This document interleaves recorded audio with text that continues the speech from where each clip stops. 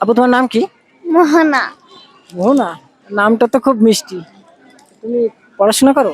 না, পড়াশোনা আগে করতে নাকি এখন এই পর্যন্তই করো? আগে করতাম। এখন ছাড়ান দিছো? ও, তো তোমার বাড়িতে কে কে আছে? মার বোন। মা আর বোন? আর বাবা? আব্বা নেই। বাবা নেই বলতে কি চলে গেছে তোমাদের রেখে?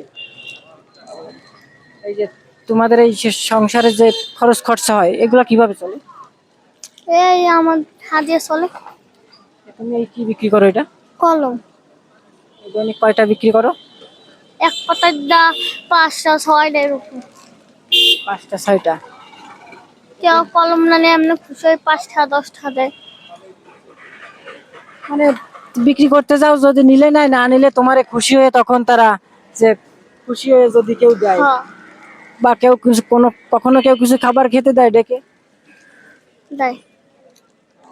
তা তোমার তোমার এই যে এখন বয়স, এই বয়সে তো তুমি পড়াশোনা করবা, খেলাধুলা করে বেড়াবা, কিন্তু তোমার দেখছো এখন কত কষ্ট করতে হয়। এখন এই যে তোমার বাবা কি তোমার কাছে আসে না নাকি? তোমার বাবা কত আগে চলে গেছে তোমাদের কাছ থেকে? ছোট থাকতে। অনেক ছোট? তুমি বাবাকে তুমি বোঝার পর থেকে দেখছো তাকে? না, এমনি মা বলছে যে তোমার এই যে তোর আব্বু তোকে ছেড়ে চলে গেছে এরকম কিছু? তোমার তোমার আম্মু কি করে এখন? আম্মু কিছু করে না। আম্মু কিছু করে? তাহলে তুমি এই যে কলম বিক্রি করে এ থেকে কি তোমাদের চলে সবকিছুই? তোমার বয়সে তো তুমি খেলাধুলা করে বাকি এখন তো দেখছো তোমার এই যে ইনকাম করে তোমার পরিবার সংসার চালাইতে হয় তোমার পরিবারের জন্য। তোমার কষ্ট হয় না? না, একটুও কষ্ট হয় না? তুমি যে এই যে তোমার তো এই বয়সে তুমি ঘুরে বেড়াবা, কিন্তু দেখো তোমার এই ইনকাম করে তোমার মায়ের কাছে দিতে হয়। মায়ের কাছে মা কি জিজ্ঞাসা করে যে এই কয় টাকা আনছিস কেন, বা কি তুই টাকা বাড়তি খরচ করছিস কিনা? না। কিছুই জিজ্ঞাসা করে না? মানে যা ইনকাম হয় সেটা তুমি নিয়ে মার কাছেই দাও? হ্যাঁ, এতেই কি তোমার সবকিছু চলে যায় নাকি অন্য কোনো মা ইনকাম করে বা কিছু? করে না মা। তুমি দৈনিক কয় টাকা কলম বিক্রি করো? 200 100 এরকম 150। তা তোমার কি ইচ্ছা হয় না কখনো যে এই অন্য অন্য বাচ্চারা দেখো বাবা মার সাথে ঘুরে বেড়ায় বা স্কুলে, তোমার স্কুলে যাওয়ার জন্য কখনো কি ইচ্ছা হয় না এরকম? না, কেন?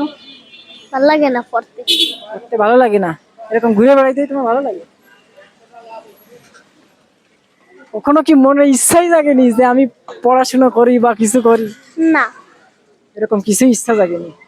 তুমি তো আসলে অনেক কিউট বুঝছো, কিন্তু তোমার দেখো সময়ের সাথে সাথে এই জন্য তোমার অনেক কষ্ট করতে হচ্ছে। আসলে এটা জীবনের সাথে মানায় নিতে হবে বুঝছো।